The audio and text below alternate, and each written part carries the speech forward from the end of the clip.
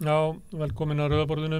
Í lok þáttarins þá ætlum við að fara til Indlands og Jón Ormur Halldórsson sem mun fara með okkur þangað, mun útskýra fyrir okkur þetta land sem er náttúrulega ekki hægt að útskýra, allra síst í stuttu spjalli. Þetta er margbrotið og margflókið land og sem er að gangi í gennum mikla breytingar.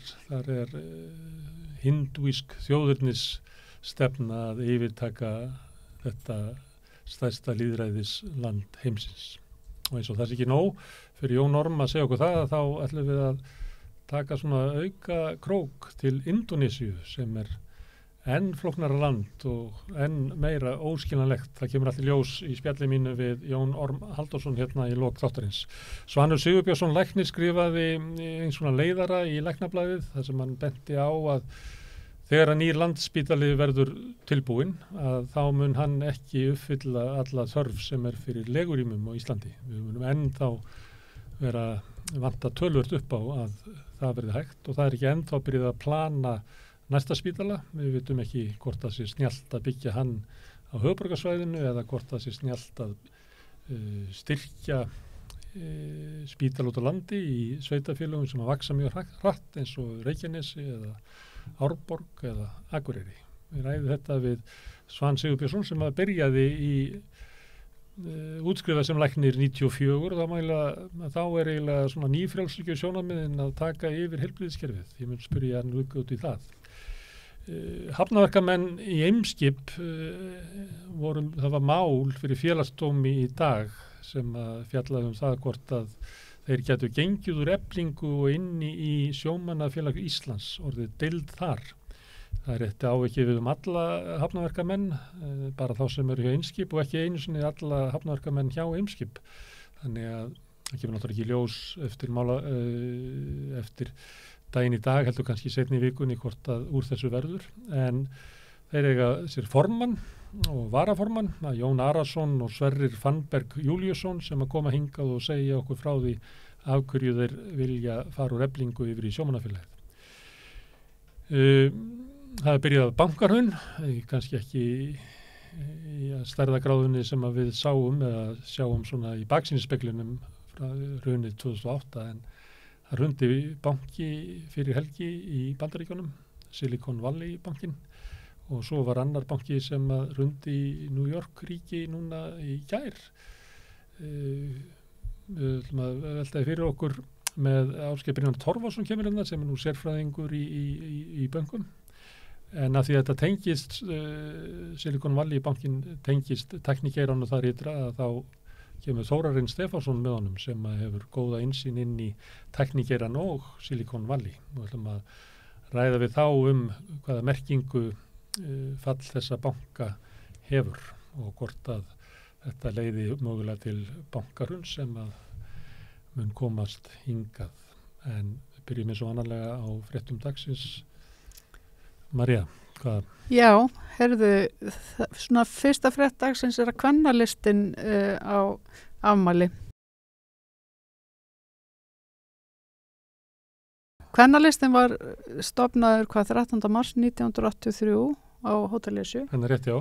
Við erum í Bólholtinu. Það er bara hérna hinum megin við Kringlumýrarbrautina. Einmitt. Og ég man nú eftir þessum barmerkjum eins og þarna á myndinni. Já. Já, ég veit að þær eru að fagna, gamlar kvennalistakonur eru að hittast í kvöld. Já. Örgulega. Svo ráðstöðum helgina, veit ég. Já, einmitt. Hafði kvennalistinn mikil áhrif? Ég er alveg upp, bara inn á gólfi á kvennalistanum sem krakki, og aðstofa við að baka vöflur og svona. Já. Skilaði það einhverju alltaf þessu vöflubakstur? Já, ég held að hefði skilað svona meðvitundum feminisma og bara, bara þessi svona að upplifa, og sita í eins og veggjalús, þegar konur eru að ræða að fara í framboð og hver ætlar að vera á lista og allt þetta. Það er áhrif á því persónulega. Já. En samfélagið. Gætur ímyndaður samfélagið af kvennalistin eða ekki orðið? Hver var í staðan? Ég eiginlega vil ekki hugsa það. Ég held að í rauninni þetta hafi haft mikil áhrif á samfélagið. En já, og ég man eftir bara, og ég hugsaði líka ég hef heyrt sögur af með gömlum foreldrum þessara kvenna sem að voru þarna í fórustu, sko, gamlir menn voru svona eins og afi minn til dæmis, sko, sem er látinn í dag, hann kaus alltaf kvennalistan þrátt fyrir að mamma væri ekki, sko, endilega í fórustu í frambóðið eitthvað svoleiðis, en bara honum fannst þetta bara svo mikið common sense að konur ætti að fara fram. En nú, það reyndist, þessu 40 ára sem eru liðin, að þá var kvennalistinn bara til í 16. Já. 24 ára hefur hann ekki verið til, hann rann inn í samfylkinguna. Finnst þið það að vera kvennalistinn, samfylkingin? Nei, því ég veit það er alveg svona einhver ákveðin angi, eða svona keimur af kvennalista meðal sumra, en þetta er náttúrulega orðið svolítið svona borgaralegur feminismi, sko. Svo VFG vildi taka upp, að helstu baráttumál VFG eru umhverfismál og kvenréttindi. Finnst þið það? Finnst þið þetta að vera merkispera kvennalistans, þessi tveir flokkar? Sko, ég veit það ekki. Ég var út alltaf erfitt með að svara því. Auðvitað eru það kannski að einhverju leyti, en hann hefur samt, sko, ég held samt sem áður að svo kvenréttindabarátta sem kvennalistin stóði á sín tíma hefur svolítið mikið breyst innan þessar flokka í meðaltíðinni og þetta er orðin svolítið svona og borgaralegu feminismi fyrir minnsmætt. Það er konur sem eru formenn bæði í samfélkíkunum. Já, einmitt. Það hafa nú ekki alltaf verið konur, sko. Það hafa nú verið kallar. Núna, já, einmitt. Já. En ég held að, þetta er svolítið svona, ég held að Þú talar svo VFG. Herðu, ef að taka næsta mál? Já, herðu, það er það sem komst inn á einmitt áðan, spurning hvort það sé bankahrun í kortunum. Já, við ætlum að ræða við það við Ásgeir Brynjar og Þórarinn Stefánsson hérna á eftir. Já. En það mátti sjá áhrif af þessu út í öllum kauphöllum. Já. Það er markaðurinn er óttafullur. Já. Hérna heima fjallu bréf. Já. Það var náttúrulega byrjuð að falla bankarnir, Íslandsbanki og Arionbanki sérstaklega á föstudaginn og svo bættist aðeins í það og Kvikubanki. En síðan er það sem að lækka líka gengi á eins og Sjó og Vís, það er að því að þeir geyma peningana sína í alls konar bréfum. Það fjall. En síðan var áberandi að á Íslandi fjallu sko Alvotek og Marel einna mest. Ástæðan er svo að þetta eru bréf sem er verslað með erlendis og þar sem að raunverulega var meiri lækkun í kaupöllum heldur en hérna heima. Já, þá er þetta að hafa áhrif á þessi fyrirtæki. Já, bara, svona, Íslandi er svo lítill pollur. Já, og það er náttúrulega lífeyrissjóðurinn með allt og mikið af peningum. Já. Þannig að það heldur aldrei verið. Það verðlag á íslensku fyrirtækjum er náttúrulega miklu herra heldur en alls þar. Stórskrítið, einmitt. Nei, ég veit ekki hvað þetta er skrítið. Nei, ég segi svona að því, Herðu, næst. Herðu, næsta frétt er það Katrín og Þórdís Kolbrún fóru að hitta... Nei, það fara á morgun að hitta Úkraínu forseta. Og þær eru mjög aftarlega í rauðinni, ég held að þeir séu með síðustu þjóðarleiðtogum örgulega til þess að hitta Úkraínu forseta. Já, ég skoði þetta eitthvað. Ég skrifaði inn á samstöðuna. Já. Þetta er allavega síðust af Norðurlöndunum. Já, einmitt. Það fer eftir í hvað nálagt Rússlandi. Já, einmitt. Hún Sanna Marín er búin að fara tvisvar og forseti Finnlands líka einu sinni. En Störi er bara búin að fara einu sinni. Já. Mette er búin að fara tvisvar. Já. Og forsætisráður að Svíþjóðar tvisvar. Já. Og hann er búin að Biden er búin að hitta hann allavega eins og eða tvisvar eða þrisvar. Þeir sem hafa hitt hann oftast eru náttúrulega pólverjarnir. Ég held að þeir hafa farið 9 eða 10 sinnum á einu ári. Já. Bæði forsetinn og þeir eru náttúrulega bara hann við hliðina. Já. Þannig að Íslandi er náttúrulega lítið og langt í burtu þannig að þeir eru svona aftarlega. Já. En hvað heldur að þær geti hjálpað hann um eitthvað? Nei, það held ekki. En kannski biður hann þeir eitthvað. Er hann ekki bara biðið allavega með vopn og peninga?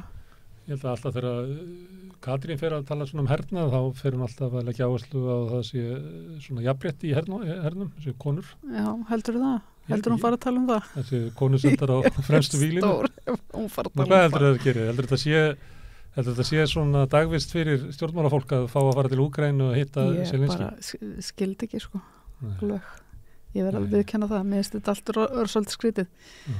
og hérna, mér fannst það alveg rosalega skrítið fyrst, eftir að stríði byrjaði og hann var strax byrjaður eitthvað, hann var alltaf að hitta einhverja fórseta og ég sagði bara, býtu, hann ekkit, hvernig má hann vera að þessu, hann ekki stríði?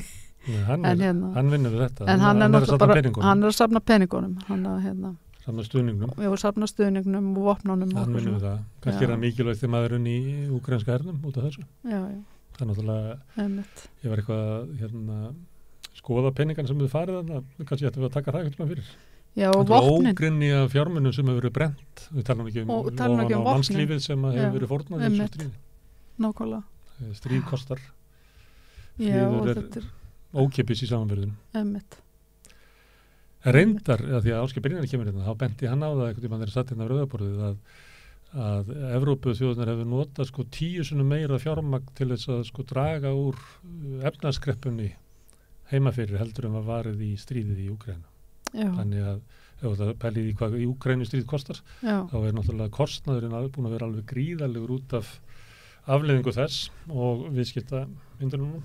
Já. Herðum, en næst? Herðu, það er Erdogan. Nei, það er ekki næst. Við ætlum að fjalla Fyrir ekki stjórnarkjöri vaffer. Alveg rétt. Við ætlum að tala um það. Það er náttúrulega bara harðna baráttan og það er bara endalausar skoðanagreinar á Vísi núna og ásakanir og guð má vita hvað. Já. Þannig að það er... Er þetta eins og presskostningar sem að verður svolítið harkað? Já, þetta er að vera daldið þannig. Já. Þannig að hérna... Og hún, Elva er svolítið að saka hún kom hérna Ragnar. Þegar hún bauð sig fram fyrst, þá kom hún hingað í Viðtal og ég nefndi það að hún væri til að koma í kappræður með Ragnari Þór. Já, en hún hefur ekki viljað gera það. Hún hefur ekki viljað að koma í Rauðaborðið. Þau hefur verið í kappræðum á Vísi og Silfurinn ekki og vildi ekki koma hingað í Rauðaborðið. Samt heldur þessi sá miðill sem að fjalla mest verkefnismál á landinu. Já. Hvað heldur þú hvað skýrir það? Ég veit, það gerir ekki allir með eitthvað svona PR-ráðgjafa sem er að ráðleggja fólki. Þú skalt ekki fara að tala með hann Gunnar Smára. Nei, ég veit ekki hvað er. Það er eitthvað. Það er eitthvað. Ég held að hérna hefur við farið fram mesta umræðum verkefnismál á Íslandi þessar öld. Ég veit það. Það var ekki rætt um verkefnismál. Nei, einmitt. Og það var er ekki líka bara, þú ert búin að vera með náttúrulega þætti með honum. Vinnuskúrinn var fyrst byrjaði vinnuskúrinn, ég kom nú eins og í vinnuskúrinn. Svo hafa náttúrulega verið þættirnir verkefnismál. Við vorum með núna, hvert fólk þetta að fara inn á samstöðun og finna þar þættir. Það bara frábæri þættir. Það var Stefán Ólafsson var síðast. Þar áður var Guðmundur Ævar Oddsson stéttir. Já. Frábæri þættir og við ætlum að halda áfram núna. Er ekki 2 þættir eftir eða? Nei, það eru 3 þættir eftir. Við erum búin að byrjum að tala við svona fræðafólk söguna og eitthvað sliðis og þá kom að Stefáni Ólafssoni sem er fræðimaður en er komin í samningarnefnd þannig að hann og eftir það ætlum við að tala við Sonju Ír Þorbergsdóttur formann BCB, það verður núna næsta sundag og svo Solveig Anna Jónsdóttir og sundag eftir. Svo vorum við að ákveða þegar við erum að stela formati frá Ævari Hjartarsyni sem hann gerði, sem að Rúfur núna byrja að endur sína. Já, það var einmitt það sem ég ætla að koma að, sko. Hafa þeir ekki bara, séð hvað þið verður að gera og séð hvað gull þetta var. Já, einmitt. Menn að var reynd að fylla upp í þetta slott en ekki gengið vel. Nei. Það var náttúrulega þetta voru frábæri þettir á. En við lærðum að honum, rifjast upp fyrir okkur Sigurði, að hann endaði alltaf það sem var farið yfir röðina með lóðsunum. Þannig að ég mun ræða við Sigurð Pétursson í síðasta þættinum. Og þá, þegar það er búið, að þá verður komið Pálmasundagur. Þannig að þá tökum við pásu og ég held að við förum yfir í heilbrigðismálinu eftir. Já, taka svona sirpu í heilbrigðismálunum. En herðu, ég ætla því að það er ekki bara formannskjör. Nei. Það skiptir máli ef að Ragnar er kosin, hvað svona stjórnarfær og líka ef að Elva Hrönn er kosin. Þannig að við tókum saman á hverjir er í frambóði til stjórnar. Og ég setti þetta upp í svona flokka og við fáum fyrsta hópinn. Þarna eru samankomin Helga Ingólfsdóttir, Kristjana Þorberg Jónsdóttir, Sigurður Sigfússon og Þórir Hilmarsson. Þetta er allt fólk sem er í stjórninni og það bjóður sig fram aftur og er svona stuðningsfólks, eða þú veist, allavega unnið mikið með Ragnari og við getum ráð fyrir því að að Ragnar myndi vilja hafa þetta fólk með sér í stjórn. Helga hefur reynda lýst sérstaklega yfir stuðningi við hann, ég veit ekki alveg með hinn, en hún hefur verið svona mjög ákveðið því að mæra Ragnar og fyrir hvað hann hefur breytt VFR, sem ég held að sjálfu rétt og enginn andmæli því að bara ekki allir saman hvernig breytti. Næsti hópur, það er þetta er fólk sem er að bjóða sig fram í fyrsta skipti og þarna er lengst til vinstri er hún Jóhanna Gunnarsdóttir. Í kynningun á sjálfu sér að þá lýsir hún yfir stuðningi við Ragnar og svo koma hann að Nökkvi Harðarsson, Þorsteinn Þórólfsson og Ævar Þór Magnússon og þetta er allt svona, ég veit ekki hvernig þetta flokk þetta fólk sko, það er þetta flokk þetta fólk svona pólitískt, þetta er svona bara verkalýssinnar, svona almennir verkalýssinnar sem að ég held að séu svona nálagt Ragnari svona í hugmyndur það hvernig ég að beita verkalýssefingunni. Og svo þriðji hópurinn, þar er varaformaðurinn Svanhildur Ólöf Þorsteinsdóttir, kvöldi Svansi. Hún er varaformað stjórnar en hún er svona ekki róttæk. Nei. Og ég held að Vala Ólöf Kristinsdóttir sé svona félagi hennar og eftir að hafa svona grenslað fyrir þá sett ég Árna Konráð Árnason hann með. Þetta myndi ég segja að vera svona frekar borgarlegt fólk sem að vera ekki til í eitthvað svona róttækni og vill ekki að formaðurinn sé að ypa gogg eða tala gegn stjórnvöldu svona.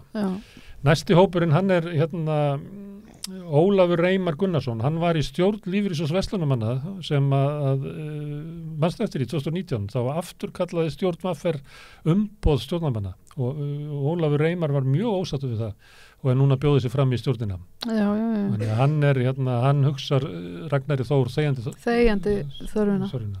Svo er hún Sigríður Hallgrímsdóttir.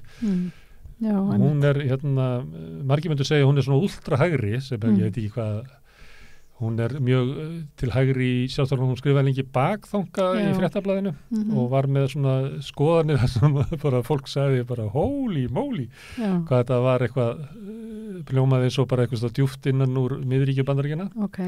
Þannig að hún er ekki vinna Ragnari Þór. Nei, það er náttúrulega. Síðan kemur síðasti hópurinn, það er Jennifer Schröder sem að mér skilst að sé sko félagi Elvu Hrannar. Og svo Halla Gunnarsdóttir og Gabriel. Þau eru náttúrulega bæði persónur í svona þessum átökum sem hafa verið verkalýðshreyfingunni. Halla sagði upp störfum eftir að Drífa sagði af sér vegna þess að hún þoldi ekki átökin við Ragnar Þór, Sólveig Önnu og þá Vilhjálmur Birgisson og Halla sem sagt hefur komið í mikið spjallþáttum og talað hvaða neikvæðu áhrif þetta þríekið þarna sem ég nefndi áðan hefur haft og Gabriel var náttúrulega trúnaðarmaður á skrifstofu Eflingar og var sagt upp og hefur skrifað marga greinar. Hefur lýst í yfir að honum fannst Ragnar ekki styðja sig og eitthvað svona var mjög ósáttur. Þannig að þetta er svona óánægju framboð. Hjá þeim? Nei, ég veit ekki, þú vilja bara taka þátt í verkalýðsbaráttu. Já, en ég meina óánægju framboð með að þau eru óánægð með Ragnar Þór, sko. En þau eru ekki ánægð með hann. Nei. Það er ekki þar með sagt að þau séu að bjóða sér fram út af því. Nei, ég segi svona. Ég býst við að Gabriel vann á skrifstofu Eflingar og Halla var framkvæmdastjóri Alþýðusambandsins. Ég býst við að fólk hafi bara áhuga á verkalýðsbaráttu. Já, þess utan. En það er ekki á línu Ragnar Þórs. Nei, orðað þannig. Frekar orðað þannig. Herðu, en þá segjum við næst, þá fyrir við til Tyrklands. Jú, ég ætlaði bara að drífa mig til Tyrklands. Herðu, já, það er Erdogan. Hann er undir í könnunum, mjög sko. Þau voru, stjórnarandstaðan var að sameinast framboð gegn honum og það voru fyrstu mælingar núna og hann er bara mjög langt fyrir neðan. Já, hann er ekki að koma vel út úr þessum jarðskjálftum, hann er ekki að standa sér nú vel heldur. Nei, það er mikil gagnrýni á stjórnvöld út af, stundum er það þannig, þegar eitthvað gerist eitthvað svona. Já, rísaður upp, sko. Eins og COVID, þá standa allir saman. Já. Það er ekki að gerast í Tyrklandi. Og það bara leið og jarðskjálftum voru valla sko þagnaðir þegar að byrjaði gagnrýni á stjórnvöld. Þetta er svona eins og Donald Trump í COVID-inu sko. Þá kom í ljós hvað hann var hrikalega vanhæfur. Já. Svo náttúrulega er svolítið verðbólga menn að tala hér hittni undir ríkisstjórnin okkar í 10% verðbólgu. Þar hefur hún slegið yfir 80% í Tyrklandi. Hann lækkaði vexti og þá var hlegið út allan heim hvað er vitlaus. Hann er náttúrulega frekar á móti vöxtum, hann er sanntrúaður muslimi og í Kóraninum er bannað að taka vexti. Íslamski bankar fara framjá því með því að þeir eru eigendur með, þeir leggja til svona eigið fé og ná vöxtum út með þeim hætti, eða svona ígildi vaxta. En þegar það var að vera gagnrýna mest að hann hækka ekki nóg ekki vexti á lækka þá. En síðan reynda lækkaði verðbólgan. Ég ætla ekki að halda því fram að það tengist. Helli Ásgeir vitið þetta? Ég veit ekki. En hún mælti síðan þegar ég vissi 65%. Það hefði farið upp í 84. Þannig hann hefur náð verðbólgunir 20 punkta. Ef Ásgeir myndi ná því að þá myndi hann ná verðbólgunir verið hjöðnun. Já, einmitt. Þannig ég veit kannski Ásgeir að fylgjast með. Já. Herðu, hvað erum við næst? Herðu, Gary Lineker var endurráðinn á BBC. Fylgstu með þessu máli? Nei, ekki tannig sko. Þetta verður fótbolta? Þetta er náttúrulega bara íþrótta. Þetta er náttúrulega málfrelsi? Já, en þetta er samt skilur einhver sem samt fótbolti? Já, ég menna hann er náttúrulega hefur verið að kynna þætti mennsku knattspyrnuna. Já, og ekki talað um eina pólitík þar? Nei, en hann fer að tala um pólitík. Já, hann fer að tala um lýsa skoðunum sínum á innflytjandastefnu stjórnvalda. Líkti því saman við Þriðja ríki Hitlers. Já, einmitt. Og þá var hann rekinn. Já. Og þá reis upp mikil mótmælalda. Einmitt. En finnst þetta ekki vera svona áhugavert mál? Málfrelsismál? Jú, en ég bara segja að ég hef ekki fylgst með skiluru fótbolta þú veist, þáttum eða eitthvað svoleiðis, þannig að ég var ekki að fylgjast með í rauninni þessu. Á sama tíma kom fram að BBC tók þátt með Attenborough af dagskrá. Já, einmitt. Því það var talið að hann myndi stuða svipað fólk og Lineker var að stuða sem svona hægri menn sem eru hvað er að kalla lofslagsvár afneitar. Já, einmitt. Og hann þótti ganga á langt. Já. Ég held að Attenborough væri svona bara þjóðargersemi. Ég held það nú líka og ég held að hann væri nú búin að vera að tala um hlýnun jarðar í 100 ár sko, einna lengst af öllum sko. Þannig að að það sé orðið svona mikið hitamál finnst mér mjög svolítið sérstakt. Það er að þrengja að málfrelsi í heiminum. Já, það er að gera það. Það eru að komi hérna málfrelsismenn og sagt þetta. Já. Og ég held að það er má alveg sjá það og maður líka sjá það hérna heima. Það er yfirleitt alltaf bara sama skoðunin. Það er líka eitt sem er skrítið hérna að þið verum með rauðabröð. Það er erfitt að fá fólk í svona debatt. Já, fólk vil ekki debatt. Nei, fólk vil bara tala sín á milli við þá sem er sammála. Já. Og ég segi, ég vil ekki svona reyna á rökin ykkur. Ég veit alveg hvað hinn segir. Já, það skiptir ekki máli. Þú ert að reyna þín rök á því. Já, það er ekki breyta neinu. Ég veit að þú lætur ekki skipta skoðun, en þú bara, við sem að hlustum fáum að heyra svona fjölbreytilegri rök. Það er bara mjög erfitt fyrir mig að fá fólk. Já, ég veit það. Fólk bara það er með svona ótta við af því að því finnst umræðan vera rosalega hörð á samfélagsmiðlum en sko þar er engin sko að hittast í raunheimum skiluru. Þar er allt sagt, öllu kastað út bara heima á stofu. Kannski bara rifrildi fara út í sko. Já, kannski líka. Fólk vil bara vera sammála. Já. Og svo ef maður ekki sammála og bara stendur maður upp og fyrir skóna og labbar út. Ég held samt þetta sé ekki, ég er ekki viss með að þetta sé spurning út tísku sko. Stundum þegar hérna það verið ykkurum 2 árum eða 3 árum og þá verið að hringi fólk svona eða blindandi og tala um pólitík. Aðtöku hvernig fólk verið að bregðast við. Já. Þá heyrði ég svolítið að þetta fólki fann svona umræðum pólitík verið einhvern veginn svona ógeðfellt. Fólk verið að rífast eitthvað. Nei, alveg. Já. Það fannst það bara skrítið, það verið fullorðið fólk. Að rífast. Því að ég fyrir í vinnuna og fólk ekki að rífast þar. Ég fyrir á foreldrafundi í skólanum og fólk ekki að rífast þar. Ég fyrir í húsfélagið, fólk ekki að rífast þar. Ég fyrir út í búð, fólk ekki að rífast þar. En svo kveiki á Kastljósi að það er einhver stjórnmálamenn að rífast. Þannig ég fór að velta fyrir mig kannski væri bara að svona debatt eða það það væri bara fallið út í sko. Þess vegna vildu við bara tala við fólk sem er sammála okkur. Já, ég held að þetta verður bara leiðileg músík sko. Já. Ég veit ekki hvað þetta er. Ég held að það væri forundlegt að fá einhvern svona sálfræðing til að rýna í þetta. Taka debatt. Já. Kannski. Veltaði fyrir sér hvað máli væri. Herðu nú gefum við í, hvað er næst? Herðu, Brendan Fraser fekk sín fyrstu Óskarsverðlaun í nótt fyrir hlutverk sitt í kvikmyndinni The Whale. Hérna var öll umræðan helgina var svolítið Yellowface í óperunni. Já, einmitt. Hvað finnst þér þetta? Hérna, Já, er þetta fatface að það til? Þetta var fyrsta sem ég hugsaði sko, hvort að þetta er eitthvað svoleiðis. En svo hugsaði ég með mér að það er heldur ekki hægt að gera þá kröfu á leikara að hann sko fyti sig rosalega. Þeir gera það samt alveg. Það er nóg til að offittum leikurum sem ekki Já, þarf ég að veit geta hlutverk. en þú veist, en þá þarf að gera kannski ef hann á að grannast í myndinni, þá er rosalega erfitt að Grennist þeir í myndinni? Nei, ég hef ekki hugmyndu, ég segi bara að þú ætlar að gera mynd eitthvað feitan sem grannist svo eða breytist. Grennist í myndinni? Ég hef ekki hugmyndu, ég bara fór alltaf inn að hugsa það með þessa fetubúninga því maður hefur séð einhverja myndir þar sem að fólk er í fetubúning og svo er það ekki í fetubúning, skilur, í sömu myndinni. Þannig að það er eins og manneskjan að breytast. Og ég hugsaði, sko, ef að það er svoleiðis, þá er náttúrulega ekki hægt að kannski gera það kröfu að leikarinn, sko, þó að þeir oft lettir sig fyrir, og fytir sig og allt það. En ef það er mikið, þá er það kannski ekki hægt að gera það kröfu. Þú ert að búa til eitthvað svo langsótt dæmi, sko. Ég held að sé ekkert að mjokka í þessari mynd. Nei, það getur vel verið. En ég hugsaði með mér líka hvort þetta væri svona Yellowface dæmi, en ég bara, og Blackface dæmi. En ég bara er ekki alveg búin að gera það samt upp fyrir mig, því ég held að skipti pínlítið máli hvernig handritið er. En ég veit það ekki. En það er alltaf, alveg svo segir, nóg til að feitu fólki. Brenda Freyser sem leikur þetta. Já. Hann var eitthvað svona ungur, leik svona hetjurnar í myndum. Múmíu myndin svona, mann ég. Já. En svo fitnaði hann.